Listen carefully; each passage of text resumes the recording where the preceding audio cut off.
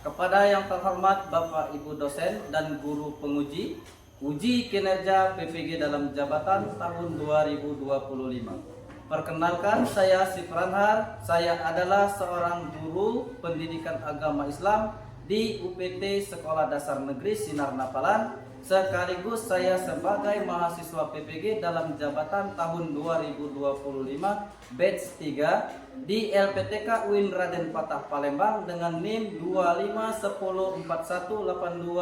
251041827181. Pada hari ini, Jumat 10 Oktober tahun 2025, saya akan melaksanakan uji kinerja di UPT Sekolah Dasar Negeri Sinar Napalan pada kelas 4 dengan materi bersih itu sehat. Berikut ini uji kinerja saya. Wassalamualaikum warahmatullahi wabarakatuh. Baiklah anak-anakku sekalian, sebelum kita masuk kelas, maka Bapak akan tanya terlebih dahulu. Sudah siapkah kalian untuk masuk kelas? Ya. Apakah kalian sudah sarapan pagi tadi? Sudah. Sudah mandi semua? Sudah. Benar-benar siap untuk masuk kelas? Ya. Kalau begitu kalian boleh untuk masuk kelas. Maka Bapak persilakan terlebih dahulu yang perempuan yang pertama untuk masuk kelas.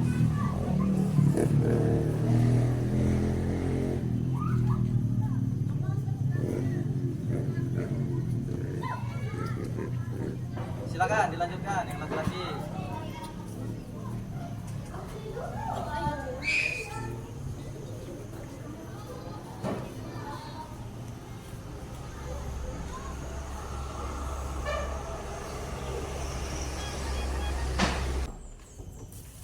Assalamualaikum warahmatullahi wabarakatuh. Waalaikumsalam warahmatullahi wabarakatuh.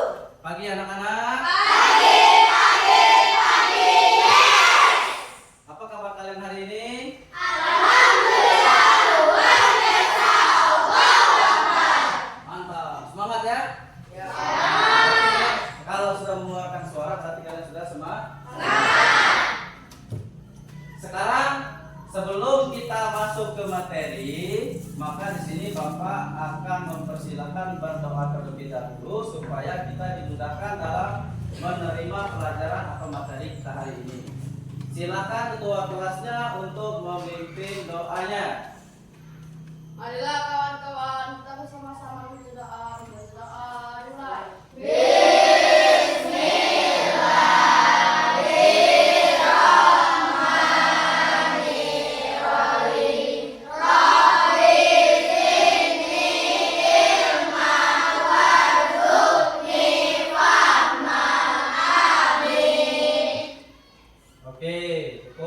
Selanjutnya, Bapak akan absen terlebih dahulu.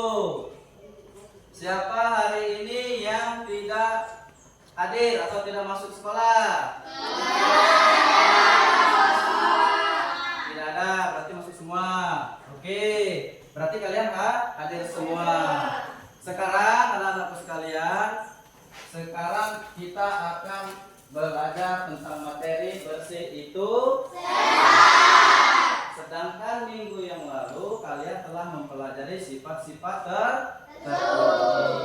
Maka apa hubungannya materi yang sekarang dengan materi sebelumnya? Sifat-sifat terpuji itu adalah salah satunya mencerminkan hidup bersih. Oke, sebelum kita masuk ke materi, di sini kalian disuruh mengamati bab gambar yang sudah Bapak tampilkan di depan tentang bersih itu sehat ya. Selanjutnya, apa itu bersih? Selanjutnya itu suci. Apa itu artinya suci? Bebas dari. Oke. Nah, maka dari itu kita akan masuk ke materi kita hari ini tentang mengenal arti bersih dan sehat. Silakan kalian baca terlebih dahulu gambar yang sudah Bapak tampilkan. Nanti kita bahas bersama-sama. Oke ya. Selanjutnya bersih artinya bebas dari kotoran dan suci bebas dari najis. Yang seperti kalian sampaikan tadi. Bahwasanya najis itu adalah menghalangnya atau terhalangnya ibadah seseorang kepada Allah.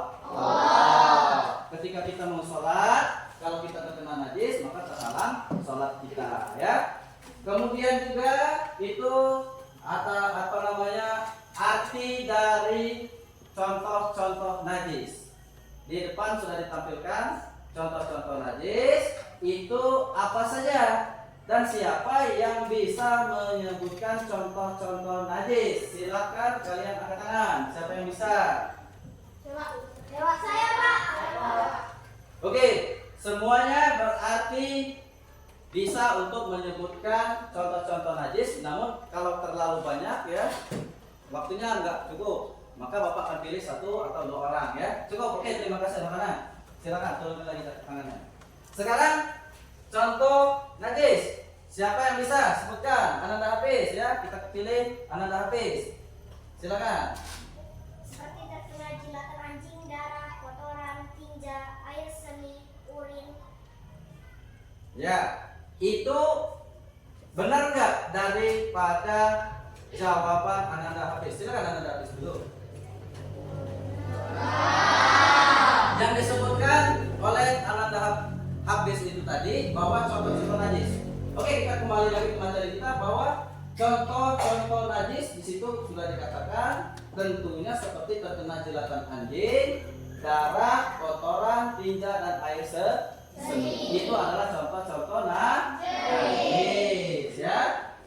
Kemudian najis sudah tentu kotor. Kalau kotor belum tentu najis. Itu. Sekarang kita masuk. Ini adalah contoh membersihkan najis. Yang najis yang sudah disebutkan oleh kalian tadi. Pertama tadi ada terkena jilatan anjing, kemudian terkena air seni, kemudian terkena tinja atau darah. Cara mensucikannya adalah dengan menyuci menggunakan air yang bersih ke bagian-bagian yang terkena oleh najis. Oke. Kemudian itu adalah yang disebutkan tadi yang Bapak kasih tahu kepada kalian semua, itu adalah contoh najis kecil ya, atau hadas kecil. Sekarang najis besar atau hadas besar. Cara membersihkannya seperti apa? Cara membersihkannya harus mandi atau boleh diganti dengan tayamum. Harus mandi menggunakan air mutlak atau air bersih dari ujung kepala ya, ujung rambut sampai ke seluruh tubuh. Itu cara untuk membersihkan hadas besar. Kalau membersihkan hadas kecil cukup menyiram menggunakan air yang bersih, contohnya seperti air sumur, kemudian air sungai atau air hujan. Cukup dikucurkan atau dibasuhkan ke bagian-bagian yang terkena oleh najis. Yang selanjutnya, kalau kita terkena atau dalam keadaan hadas besar, yang seperti kalian sebutkan tadi bahwa mimpi basah bagi seorang laki-laki, kemudian haid atau halangan bagi perempuan, kita tidak boleh menyucinya menggunakan air saja. Tapi kita harus mandi. Kita harus mandi dan terkena air seluruhnya dari rambut sampai ke ujung kaki. Dan bisa juga kita melakukannya diganti dengan cara bertayamum. Oke, anak-anakku sekalian, di sini sudah kita pelajari baru 3 materi, ya. Sekarang di sini ada cara kita untuk masuk kamar mandi, ada aturan yang harus kita biasakan dalam kehidupan kita sehari-hari. Karena kita tentunya sering masuk kamar mandi, masuk WC ya, tentunya sering, maka kita harus membiasakan ketentuan-ketentuan yang sudah disyariatkan oleh ajaran Islam. Pertama-tama kita harus membaca doa. Bagaimana dan apa bunyi doa ketika kita masuk kamar mandi? Silakan kalian angkat tangan siapa yang sudah bisa atau sudah hafal membaca doa ketika ingin masuk kamar mandi. Silakan. Saya, Pak. Oke, ada yang lain? Tadi Azara ya, sekarang Hafiz. Sekarang siapa lagi? Ya? kita kembalikan siapa yang sudah bisa membaca doa yang pernah dilakukan dalam kehidupan sehari-hari kalian. Oke, silakan bacakan doanya. Ananda Azara, apa bunyinya? Allahumma inni a'udzubika minal khubuthi wal khaba'ith. Oke, terima kasih jawabannya Ananda Azara. Sekarang Ananda Hafiz, silakan baca. Allahumma inni a'udzubika minal khubuthi wal khaba'ith. Benar? Benar. Betul. Doanya adalah yang sudah disebutkan oleh teman kalian tadi. Doanya Bismillahirrahmanirrahim. Allahumma inni a'udzubika minal khubuthi wal khaba'ith. Artinya, siapa yang bisa menyebutkan artinya? Saya Pak. Oke, silakan sebutkan. Ya, ya Allah, sesungguhnya aku berlindung kepadamu dari kejahatan dan berarti kita ketika membaca doa itu kita berlindung kepada Allah, ya, supaya terjaga kebersihan dan keimanan kita. Maka kita lakukan sebelum kita masuk kamar mandi, ingin buang air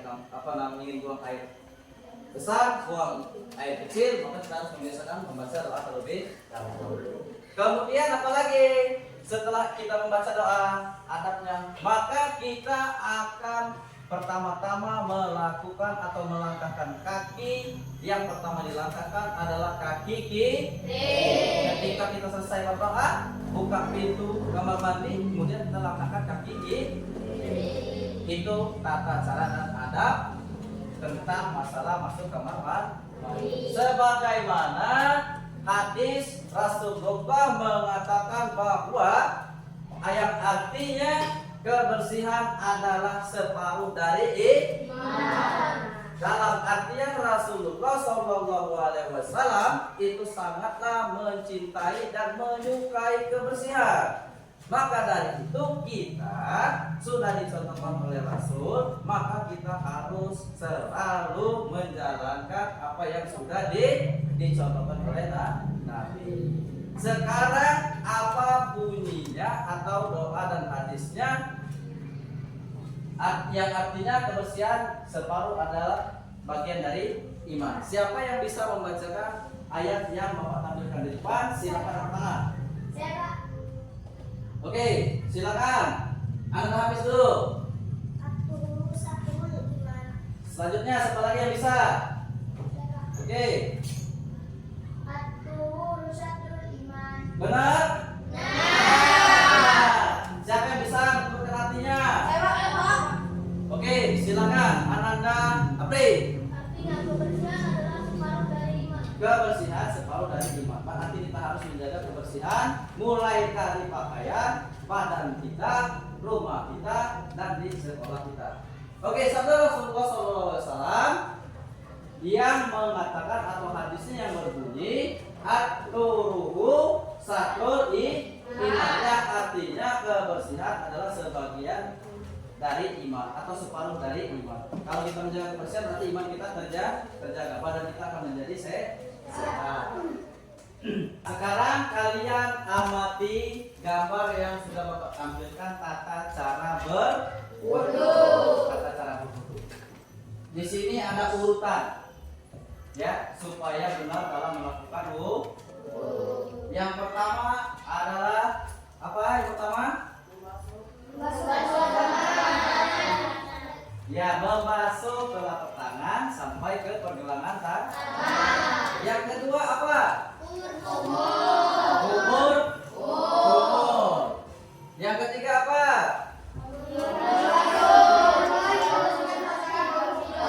Oke, membersihkan rongga hidung menggunakan air dengan cara di. Selanjutnya apa? Yang keempat. Membasuh muka sampai ke bawah. Selanjutnya apa lagi? Yang kelima. Oke, membasuh ujung jari sampai ke. Selanjutnya apa lagi? Oke, yang ketujuh. ketujuh, apa namanya yang keenam, diwajibkan menyapu kening sampai terkena rambut. Yang ketujuh, ya, membasuh kuping atau telinga sampai bersih ya, dari bawah sampai ke atas. Yang selanjutnya yang terakhir,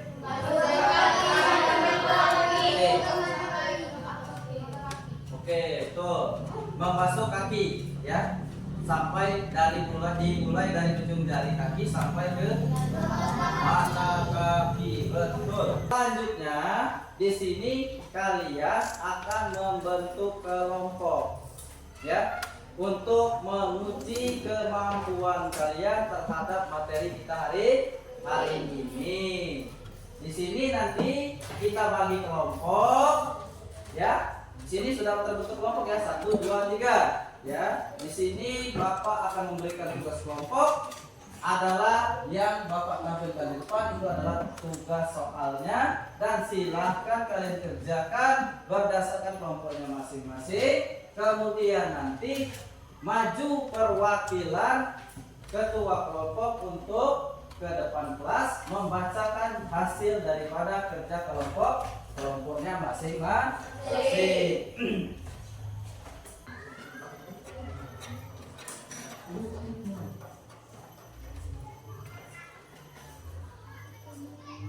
Kelompok yang mana yang sudah? Oke, maju perwakilan ketua kelompoknya.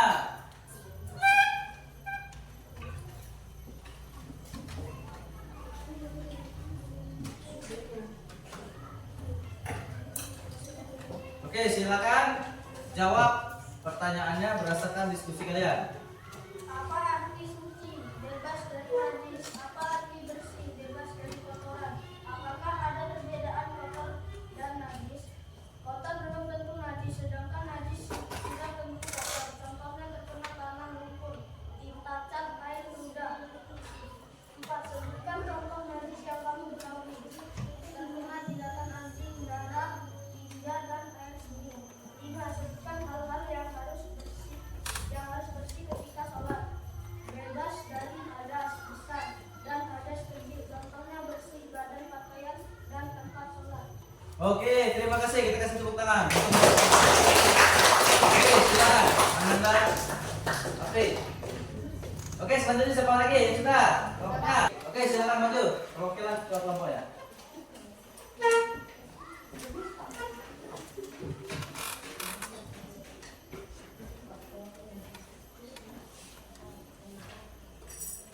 Satu, apa arti suci? Bebas dari najis. 2. Apa arti bersih? Bebas dari kotoran. 3. Apakah ada perbedaan kotor dan najis?